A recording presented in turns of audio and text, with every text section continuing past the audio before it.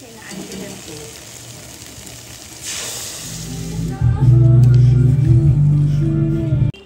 ঘুম থেকে ওঠার পরে কিছু একটা বানাতে ইচ্ছা করলো, তবে কি বানাবো সেটা আর মাথায় আসছিল না। তারপরে মনে হলো যাই হোক বাড়িটাতে একটু লক্ষ্মীর পা দিয়ে সাজাবো, তো সেই জন্য এই দেখো এই পেপারে ড্রয়িং করে এবার একটু কেটে নেওয়ার পালা।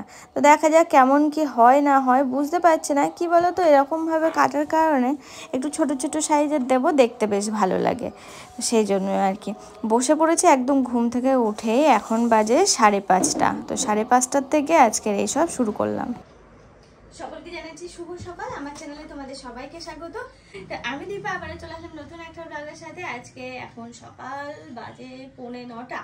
তো 9:45 থেকে আজকের ব্লগটা শুরু করছি। তবে তার আগে কিন্তু একটা ক্লিপস আমি দেখিয়েছি, ক্লিপসটা দেখানোর কারণ হচ্ছে আমি না একটা পেপারের উপর লক্ষ্মী পা আঁকলাম, তারাও দেখাচ্ছি। এটা কি তুলে যাচ্ছে, এই দেখো এটা আঁকলাম সকালবেলা উঠে। আঁকার পরে এরকম কেটে সেট করলাম, সেট করে রেখে দিলাম। কারণ কি বলতো, আমার ইচ্ছা আছে সারা বাড়িতে এরকম লক্ষ্মীর পা দেবো। আমার কাছে রেড কালারের কি বলে ফেব্রিকটা, দেখো কি ভুলভাল বলছি, রেড কালারের ফেব্রিকটা নেই, তো সে কারণে এখন করতে পারলাম না, নয়তো এখন থেকে শুরু করে দিতাম। আজ আবার বৃহস্পতিবার, তো কি করা যাবে, এখন আর হলো না। আজ মার্কেটও বন্ধ, মাঝদিয়া মার্কেট। তো এই যে একে রেখে দিলাম, এরকম ভাবে কেটে টেটে রেখে দিলাম, যখন সুবিধা হবে। এই রকম কেটে রাখার কারণ হচ্ছে সব পাগুলো যাতে সমান হয়। দেখো আমার কাটতে যতক্ষণ সময় লেগেছে না, মানে বলতে নেই, পুরোটা আমার ততক্ষণে আঁকা হয়ে যেত, জানো তো। মানে একে কাটতে যতক্ষণ সময় লেগেছে, একদম ব্লেড দিয়ে কাটতে হলো, তো সেই জন্য তো পুরোটা আঁকা হয়ে যেত, কিন্তু সবগুলো হয়তো সমান হতো না। তো সেই কারণে ভাবলাম একটা পেপারে একে এরকম ভাবে কেটে নিই, তাহলে সারা বাড়িতে লক্ষ্মীর পা দেবো, সমান হবে। তবে এটা না, যদি আর্ট পেপারে করা হতো মনে হয় সব থেকে ভালো হতো। আর্ট পেপারটা আমি হাতের কাছে পেলাম না বলে এমনি A4 সাইজের একটা পেপারে আঁকলাম।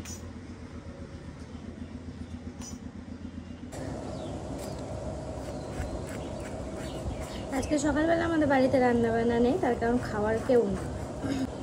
2-1টা রুটি রয়েছে, সেই রুটি দিয়ে আমার আর মায়ের হয়ে যাবে। আর এরকম এখন হচ্ছে দুপুরের জন্য রান্না হবে পটল, মানে দুধ পটল করব নারকেলের দুধ দিয়ে, আর হচ্ছে ফলুই মাছের কোনো একটা রেসিপি বানাবো আর কি, ঝোল টাইপের কিছু, যাতে দুপুরে খাওয়া হয় সেরকম কিছু।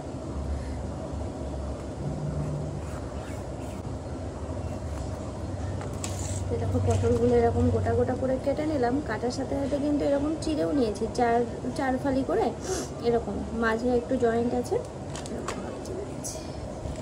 খুব বেশি পটল করবো না, অল্প। এই কটা পটল করবো।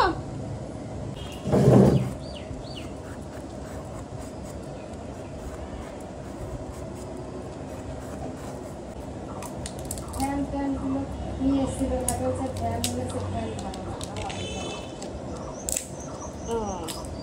আমি দিয়ে দিয়েছি।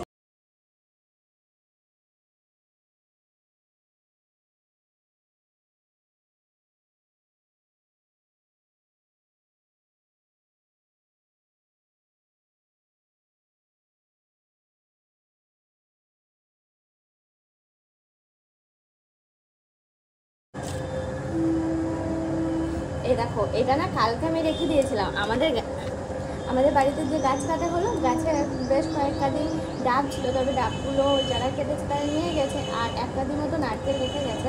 তো সেই নারকেলের থেকে কালকে 2-3টা কাটা হয়েছে, তার মধ্যে এই যে একটা আমি রেখে দিয়েছি, আর একটা ওই সন্ধ্যাবেলার মধ্যে তো খেয়েছে, তা আমি আজকে রান্না করবো বলে রেখে দিয়েছি, দুধ পটল করবো বলে। কালকে না এই সিস্টেমটা মানে বুঝতেই পারিনি, এই যে খুন্তির এই পিছন সাইড দিয়ে কি সুন্দর উঠে যাচ্ছে এরকম করে। এই দেখো মশলা সব এক জায়গায় করে করে রাখছি। এই বাদামের জায়গায় একটু কাজু লাগতো, কাজুটা নেই, তো সেই জন্য বাদামটা দেবো, একটু আদা, এটাকে পেস্ট করে নেবো। তাহলে সবার প্রথমে পটলগুলোকে লবণ আর হলুদ মাখিয়ে 10-15 মিনিট মতো রেখে দেবো, তারপরে একটু হালকা করে লাল লাল করে ভেজে নেব। লঙ্কা দিলেও দেওয়া যায়, লঙ্কাটা দিচ্ছি না, তাহলে ভাজতে গেলে আবার কালারটা কেমন হয়ে যায়, সেই জন্য শুধু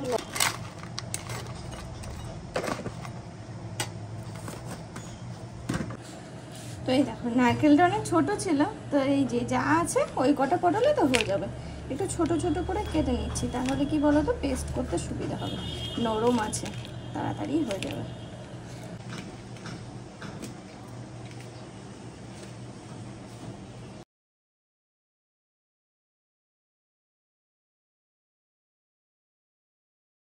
হচ্ছে নারকেলটা পেস্ট, এটা না ছেঁকা যাবে না, দেখো এমন পেস্ট হচ্ছে, ছেঁকে যে দুধটা আলাদা বার করে নেবো সেটা আর হবে না, এই সমেতই দিয়ে দিতে হবে।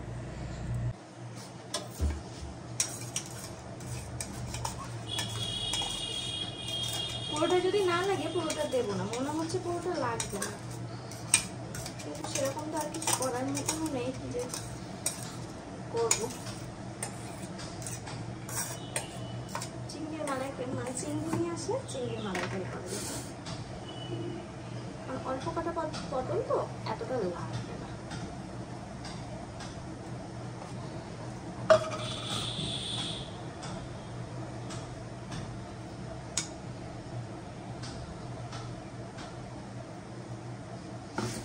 চলো এর মধ্যে এখন দিয়ে দেবো কিছুটা জিরে, একটু আদা কুচি, আর এই যে বাদাম। ও হ্যাঁ, আরেকটা জিনিস দেবো ভুলে গেছি, পোস্ত।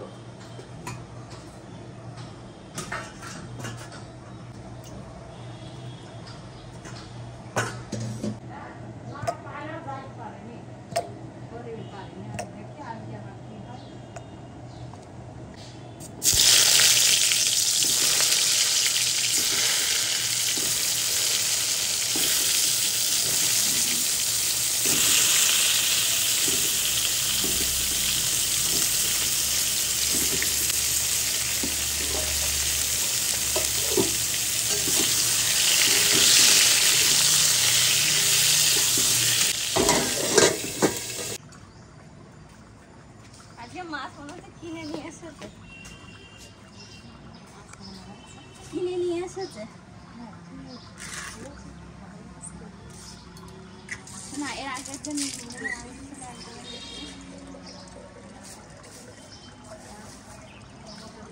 ওরা বেশ সুন্দর আঁশ ছাড়িয়ে, কি করে ছাড়ায় ভগবান জানে।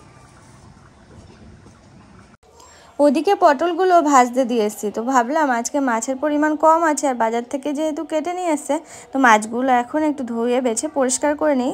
ওদিকে পটলগুলো ভাজতে ভাজতে আশা করছি হয়ে যাবে।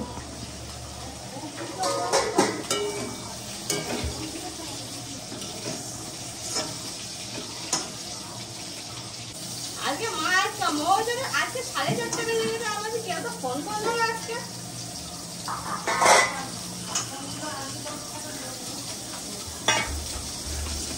হ্যাঁ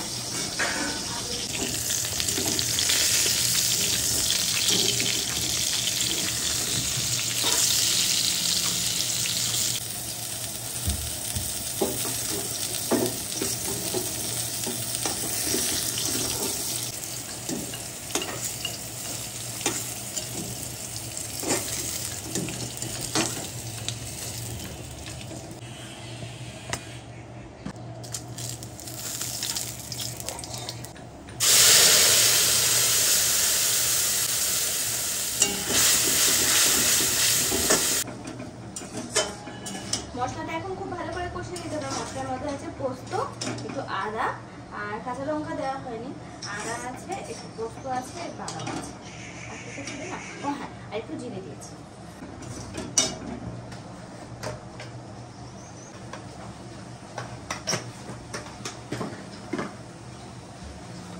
একটু লঙ্কার গুঁড়ো,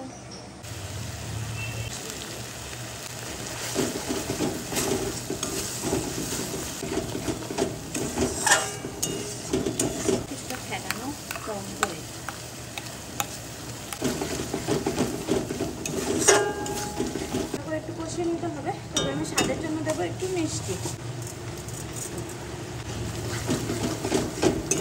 এদিকে বাড়িতে নিয়েছি আজকে ফোড়ন মাছ, ফোড়ন মাছটাতে একটু লবণ হলুদ মাখিয়ে রাখি।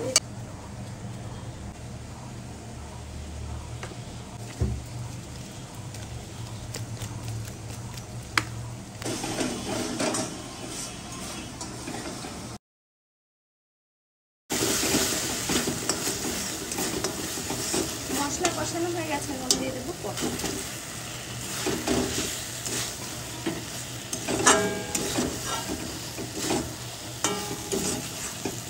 দিয়ে দিচ্ছি সেই নারকেলের দুধ।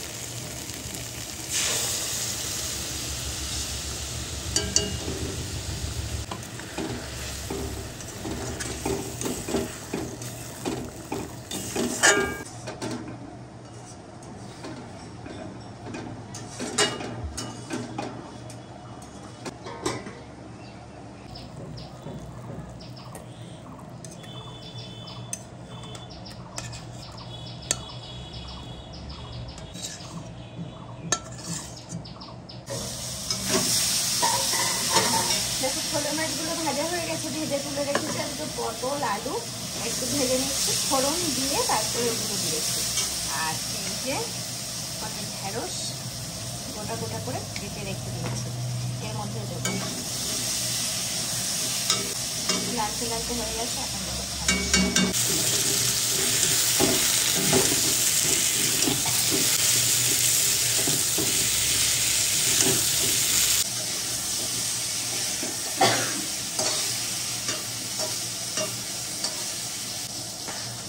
ঝালের জন্য কাঁচা লঙ্কা করে দিয়ে সাজিয়ে দিচ্ছি একটু লঙ্কা দেবো, জিরে আর ধনে পেস্ট করে নেব।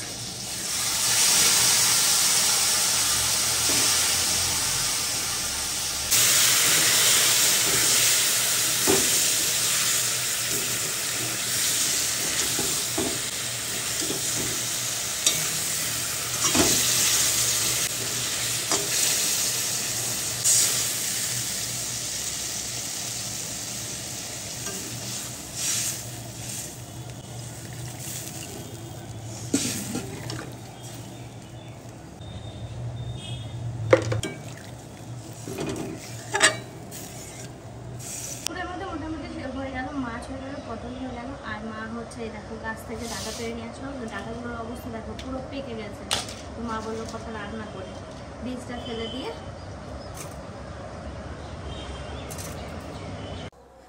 কোনো নতুন কিছু রান্না করলে মনে হয় তোমাদের সঙ্গে একটু শেয়ার করি। দেখো আজকে আমি দুধ পটলটা করলাম, তো মনে হলো তোমাদের সঙ্গে একটু শেয়ার করি। কেমন লাগলো জানিও, কিন্তু জানাতে ভুলো না। দেখতে কিন্তু দারুণ হয়েছে আর টেস্টও বেশ সুন্দর হয়েছে। তার সাথে সাথে যে ফলুই মাছগুলো, সেই ফলুই মাছটাও আজকে অন্যরকমভাবেই রান্না করা। কি সুন্দর ওয়েদার হয়ে গেছে। দেখো ঘরের মধ্যে ছিলাম, তারপর দেখছি জানলা দরজা দুম দুম করে বাড়ি খাচ্ছে। তারপরে বাইরে এসে দেখি ঝিরঝির করে হাওয়া হচ্ছে, না ঝড় না, হাওয়া একটু জোরে জোরে হচ্ছে। আর আকাশ চার সাইডে অন্ধকার হয়ে আছে। যদি একটু বৃষ্টি হয় কি মজাই না হবে বলো। যে হারে গরম পড়ছে, বৃষ্টি হওয়ারই কথা। আর আজকে তো এমনিতেও বৃষ্টি হওয়ার কথা রয়েছে। বুঝলি, দেখা যাক কি হয়। কি সুন্দর হাওয়ায় মনে হচ্ছে আমাকে যেন উড়িয়ে নিয়ে গেল, এত ভালো লাগছে না।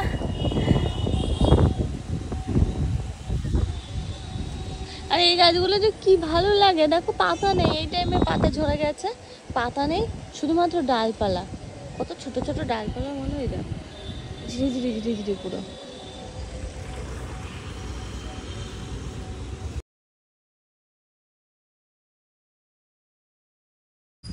একটুখানির মধ্যে পুরো কালো হয়ে গেল, মানে বৃষ্টি আসবে এমনকি বৃষ্টি পড়ছেও। তবে গাটা একটু ঠান্ডা করতে আসলাম, এত গরম তো গাটা পুরো আগুন হয়েছিল, ঠান্ডা হয়ে গেছে। ধীরে ধীরে বৃষ্টি এরপরে বসে থাকলে আবার ঠান্ডা লেগে যাবে। দেখো কি হারে হাওয়া হচ্ছে।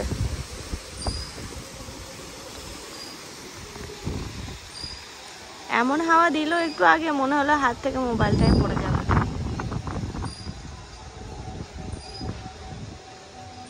তারপর নিচেও যেতে ইচ্ছা করছে না, নেই তাতে কারেন্ট, জানো নেই হচ্ছে কারেন্ট। আর নিচেটাই রয়েছে, উপরটাই নেই, উপরে এখনো কানেকশন করা হয়নি।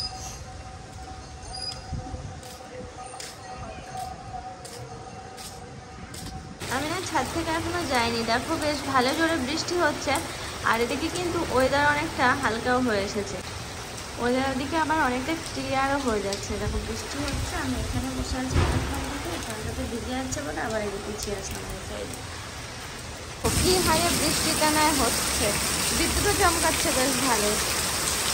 সবে সবে সন্ধ্যা লাগলো।